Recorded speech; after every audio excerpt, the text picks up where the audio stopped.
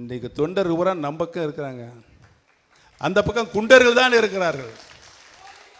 குண்டர்கள், மக்களும் நம் பக்கம் தான் இருக்கிறார்கள். அடுத்து அமைய போகிற அனைத்து இந்திய அன்னார முன்னேற்ற கழக ஆட்சியில் உறுதியாக ஒரு தொண்டன் தான் கழகத்தினுடைய தலைமை பொறுப்புக்கு வர வேண்டும். அனைத்து இந்திய அன்னார முன்னேற்ற கழகம் எந்த நோக்கத்திற்காக உருவாக்கப்பட்டதோ அந்த நோக்கம் நிறைவேறுவதற்குத்தான் பன்னீர்செல்வம் அரசியல் கடமையாற்றுவனை ஒழிய தனிப்பட்ட தனி கட்சி அமைப்பதற்கு நான் என்னாலும் முன்வர மாட்டேன் என்பதை தான் என்னுடைய நிலைப்பாடாக இருக்கிறது. யாராவது முதலமைச்சர் எடப்பாடி பழனிசாமிக்கு ஒரு தடவையும் கொடுத்தாங்க முதலமைச்சர் பதவியை? என்னென்ன அது என்னென்ன பாடுபடுத்தினார்? அம்மா என்கிட்ட கொடுத்தாங்க, நான் அப்படியே அம்மாட்ட கொடுத்துட்டேன்.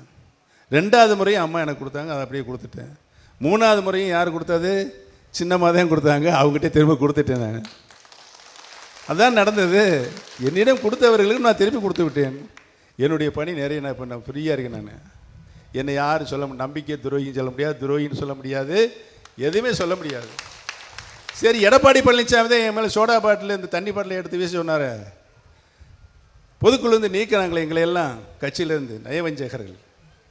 எங்களுக்கு மேலே அரசியல் பணியாற்றிருக்கலாம், எங்களுக்கு மேலே தலைவர் நம்பிக்கையாக இருந்திருப்பாங்களா, அம்மா மேலே நம்பிக்கையாக இருந்திருப்பாங்களா? நாங்கள் செய்த குற்றம் என்ன சொல் பார்ப்போம். என்ன சொல் பார்ப்போம்? இன்னைக்கும் தொண்டர்கள் உரிமைக்காகத்தான் நாங்கள் போராடி இருக்கின்றோம். ஏதோ ஒரு சின்ன சொல்லு நம்பிக்கை துரோகம் செஞ்சேன், கட்சிக்கு துரோகம் செஞ்சோம்னு முடியாது. உன்னால் நீ என்னென்ன செஞ்சேங்கிறது எனக்கு நல்லா தெரியும். அந்த 4.5 வருஷத்தில் அரசில் உட்காந்துட்டு முதலமைச்சராக உட்காந்துட்டு எனக்கு அத்துப்படி நான் கையெழுத்து போட்டதே ஃபைல் பூரா அங்கே அடுத்ததுக்கு போகும்.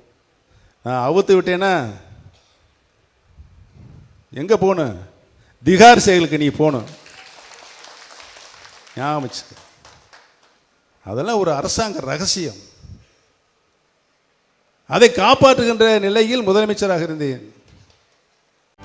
செய்திகளை உடனுக்குடனும் துல்லியமாகவும் தெரிந்து கொள்ள சப்ஸ்கிரைப் பண்ணுங்க.